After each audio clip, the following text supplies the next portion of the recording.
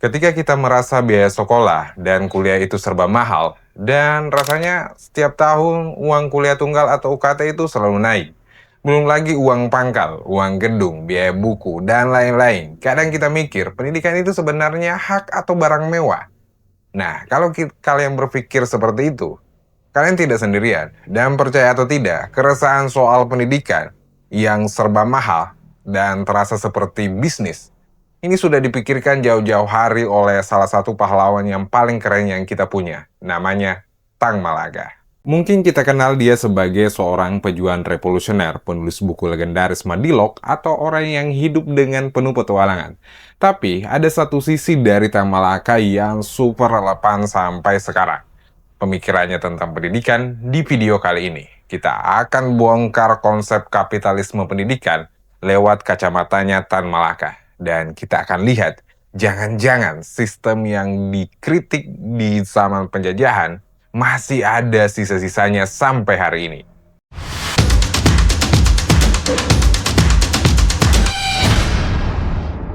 Oke, sebelum kita masuk ke kritiknya, kita kenalan dulu. Tan Malaka itu lahir di Sumatera Barat. Dan dia beruntung bisa dapat pendidikan gaya Belanda, bahkan sampai ke negeri Belanda. Tapi justru, di sanalah matanya itu terbuka. Dia lihat pendidikan yang dia dapat itu berbeda dengan pendidikan yang dia terima dan oleh sebagian besar rakyat Indonesia yang waktu itu disebut sebagai kaum kromo. Waktu dia pulang di Indonesia dan jadi guru di Semarang untuk anak-anak buruh dan lihat langsung betapa rusaknya sistem pendidikan kolonial. Menurut Tan Malaka, pendidikan di zaman Hindia Belanda itu punya satu tujuan utama, bukan untuk mencerdaskan bangsa, tapi mencetak tenaga kerja murah dan patuh bagi perusahaan-perusahaan kapitalis Belanda. Anak-anak pribumi itu dididik secukupnya, bisa baca, tulis, dan hitung. Bisa jadi juru tulis, mandor kecil, atau pegawai rendahan. Mereka sengaja itu dibuat terpisah dari rakyat biasa. Mereka diajarkan untuk bangga dengan status terpelajarnya. Pakai sepatu, pakai baju bagus, tapi pada akhirnya mereka cuma jadi baut-baut kecil dalam mesin raksasa kapitalisme kolonial. Kata Tan Malaka, mereka dididik jadi koboi yang nurut sama tuannya. Ngeri kan?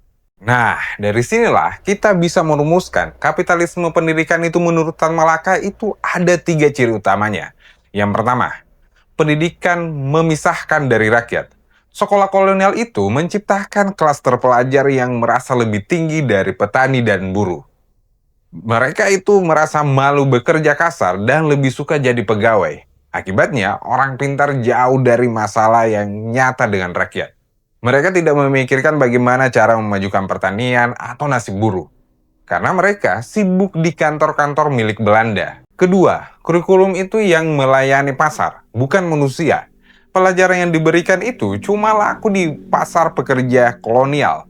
Ilmu-ilmu yang bikin orang kritis seperti ilmu sosial, politik, atau filsafat sengaja dikesampingkan. Tujuannya biar jelas, biar tidak ada orang yang berani protes atau melawan. Nah, yang ketiga, pendidikan adalah komoditas. Pendidikan itu barang dagangan. Siapa yang punya uang, dia yang bisa sekolah tinggi. Siapa yang makin miskin, ya terima nasib. Pendidikan jadi alat untuk melanggengkan kekayaan, bukan untuk memutus rantai kemiskinan. Yang kaya makin pintar dan berkuasa. Yang miskin, ya makin tertinggal. Tapi, Tan Malaka itu tidak cuma kritik. Dia kasih solusi. Dia mendirikan sekolah rakyat di Semarang. Nah, di sekolah itu ada keterlibatan total tentang sistem kapitalis tadi. Nah, apa yang berbeda? Pertama, gratis terbuka untuk semua anak buruh tanpa pandang bulu.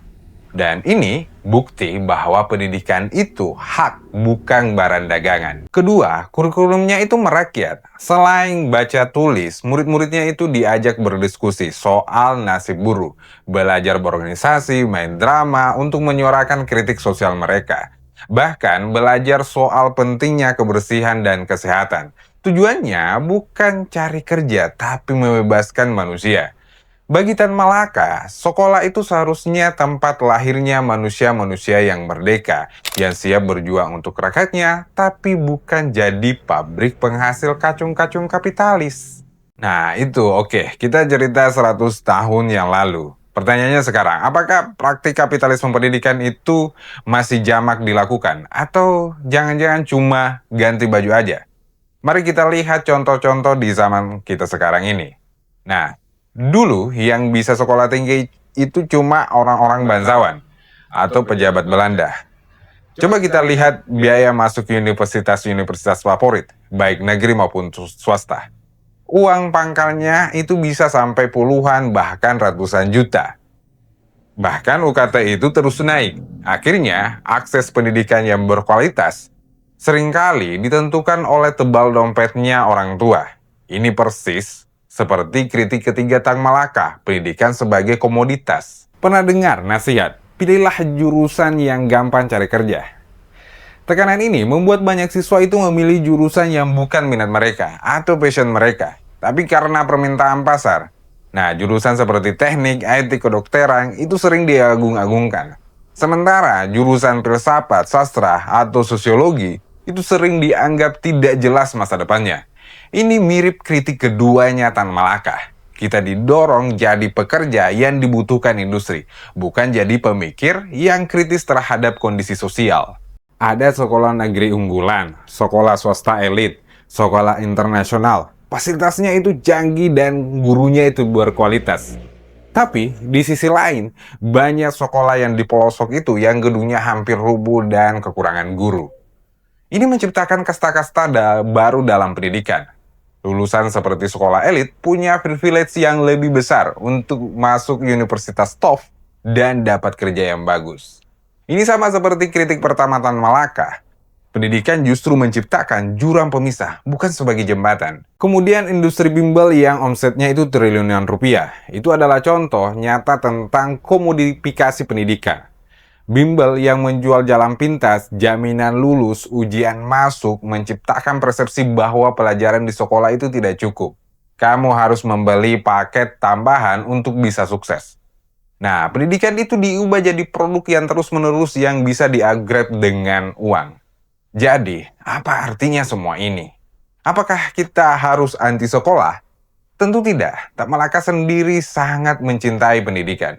Pesan Tan Malaka itu adalah sebuah pengingat agar kita selalu kritis dan bertanya, pendidikan yang sedang kita jalani ini, tujuannya untuk apa? Apakah ini bisa membebaskan pikiran kita, membuat kita peduli kepada sesama, dan berani mengubah keadaan?